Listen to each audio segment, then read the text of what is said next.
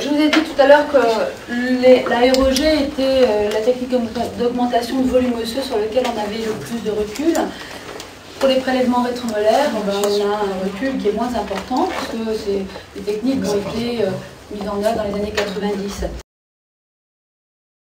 Alors justement, ça vaut le coup quand même, là encore, de faire une évaluation du protocole. On verra ensemble quels sont les éléments anatomiques, les facteurs de risque, et on pourra en déduire quel est le protocole clinique à utiliser, aussi bien dans l'abord chirurgical du prélèvement que la greffe.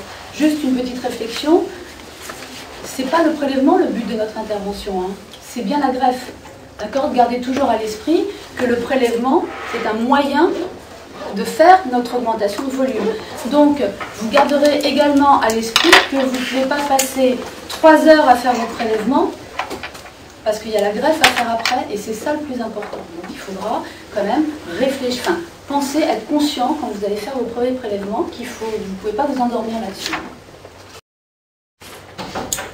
Alors, l'évaluation du protocole, on va reprendre la fameuse étude de Rochetta dont je vous ai parlé tout à l'heure, étude donc qui envisageait la prédictibilité des augmentations de volume verticales.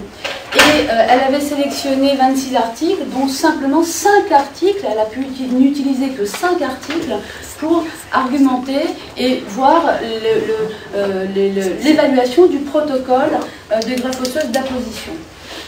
En règle générale, dans ces articles, on va utiliser un protocole classique avec un prélèvement, des vis d'ostéosynthèse, l'absence de port d'une prothèse adjointe pendant le temps de la cicatrisation osseuse avant la mise en place des implants.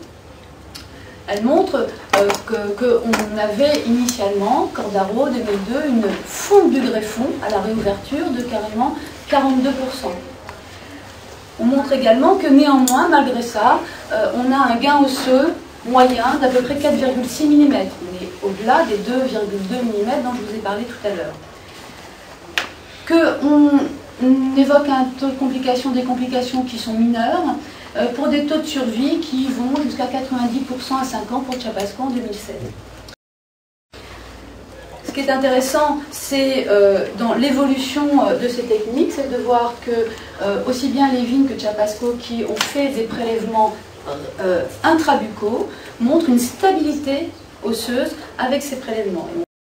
On peut donc en conclure que le prélèvement intrabuccal va être plus stable, notamment que le prélèvement iliaque. Donc a priori, le prélèvement iliaque n'est plus un bon site de prélèvement, ça c'est clair. Et pourquoi on est avec un os de membrane, aussi bien au niveau temporal qu'au niveau rétromolaire. Donc on va considérer que ces os sont des os qui vont être stables dans le temps.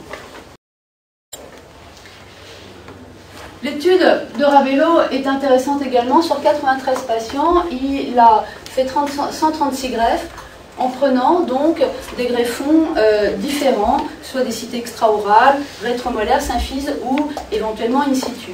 La majorité de ces prélèvements est fait avec des prélèvements rétromolaires. Et il voit qu'il a un taux de complication d'à peu près de 4%, ce qui est un peu plus important que Silva, qui avait fait une étude quasiment identique, mais qui avait un taux de complication plus important avec des prélèvements symphysaires. En tout état de cause, ces taux de complication sont trop réduits pour qu'on puisse considérer qu'un site va être meilleur qu'un autre au regard des complications. Et que donc le choix d'un site de prélèvement par rapport à un autre, eh bien, il va être en fonction du volume osseux nécessaire et de la qualité osseuse nécessaire pour notre greffe.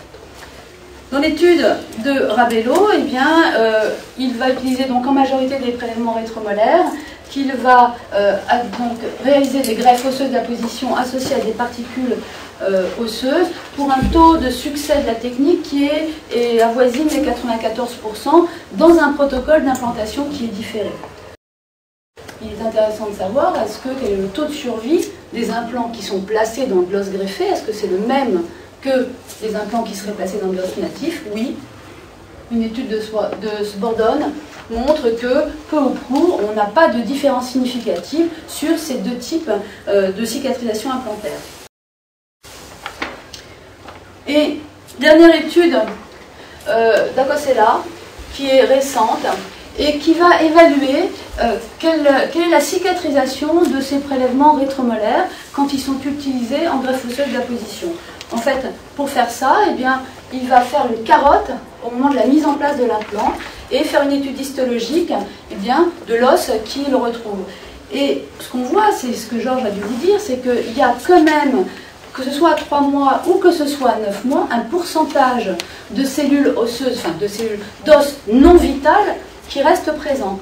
Ce qui veut dire que la cicatrisation osseuse, elle est quand même très lente.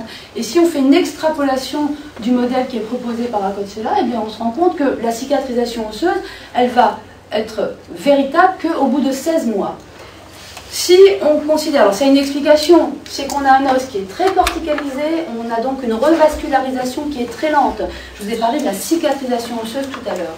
Et si on associe ça avec le fait que, eh bien, on a maintenant, avec ces prélèvements intraoraux, une bonne stabilité osseuse de notre greffon dans le temps, eh bien, il faut considérer qu'il va falloir attendre au moins 4 mois avant de mettre l'implant. C'est-à-dire qu'on n'est plus dans ces espèces d'idées reçues qui étaient il faut se dépêcher après la greffe de mettre l'implant, sinon on n'aura plus d'os. Avec le prélèvement intraoral, on n'est plus tout à fait dans cette problématique.